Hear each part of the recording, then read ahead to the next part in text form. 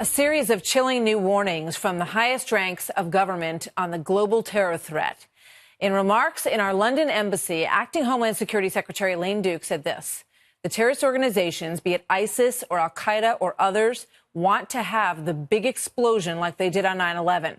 They want to take down aircraft. The intelligence is clear on that. Her comments echoing the warning from Britain's MI5 chief and our own Attorney General. The military tells us they can expect not a reduction after ISIS is defeated, but maybe even an increase in attacks. That threat is multidimensional, evolving rapidly, and operating at a scale and pace we've not seen before. MI5 says they've taken down 7 plots in 7 months. Here now, Lieutenant Colonel Michael Waltz, CEO of Metis Solutions and a Fox News contributor, and Buck Sexton, a former CIA officer who served in Afghanistan. Gentlemen, welcome. Good to have both of you here. Colonel, let me start with you. In terms of what happened in Raqqa and the need to continue to go after those sanctuaries and what kind of impact it actually has on these more farther-flung operations in other countries. Well, you know, our intelligence community, law enforcement, our governments can only play so much defense.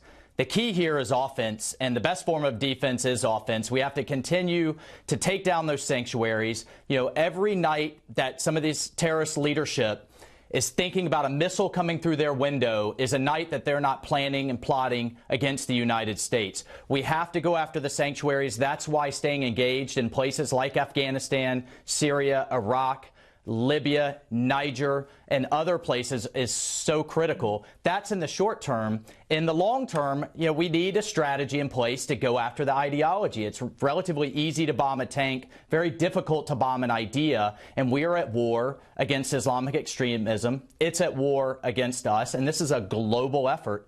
But we cannot just sit back on our heels and hope to stop it at the borders. We have to fight it in Kabul and Kandahar, not in Kansas City. All right. Buck, in terms of the homegrown terrorist, talk to me about what you think you're hearing in all of these little messages that are being sent from these different individuals who are very plugged in. This is a momentous week in the fight against Islamic extremism. Raqqa has fallen to our allies, and the Islamic State has been defeated, at least as a state, but it does continue on as an ideology. So now you'll have Islamic State affiliates, ISIS affiliates around the world, as well as those who are just adherents to the ideology, looking to regain some relevance for this idea of the global jihad. They'll be looking to claim the leadership of jihadism once again with a mass casualty attack. They can't orchestrate a government anymore. They're on the run. They're actually being routed. Are they organized enough to pull off the kind of thing they pulled off on 9/11? It doesn't take that much to pull off a mass casualty attack. And given the amount of resources spent, particularly in Europe and here in America, to thwart the lower tech, lower skilled terrorist attacks, if you will, the edged weapons, vehicles, smaller explosives, we're not really looking at those long-term strategic possibilities, strategic terrorist attacks, the same way that we were right after 9/11. And for a group like the Islamic State to regain relevance once again, I think there's an understanding in their leadership circles that they need a spectacular mass casualty attack, because then they'll have recruits all over the world again, and it will restart that narrative of a global jihad that they can actually win. Because right now, they are losing. It's chilling to hear the talk of airplanes and laptops again in terms of a potential plot. When you look at this, I do want to take a moment with you, Colonel Waltz, while looking at what General Kelly had to say today, and we played a lot of it at the top, and I know that you had a chance to hear it. You're a former Green Beret. You did operations in Niger, similar to this one.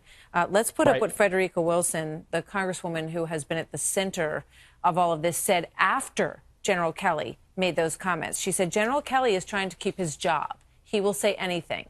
There were other people who heard what I heard. Your thoughts? Listen, Martha, let me be clear here. As a commander, I've had to write those letters. I've had to make those calls. There is nothing more difficult in the world to do. Those men were out there doing what they loved. It's the families that have to suffer. They get 3 choices. They get that we don't come back, that we come back missing arms and limbs, or that we're not right mentally and not the same as how we left. There is nothing more sacred than that. Colonel Waltz, thank you for your service, and Buck, thank you.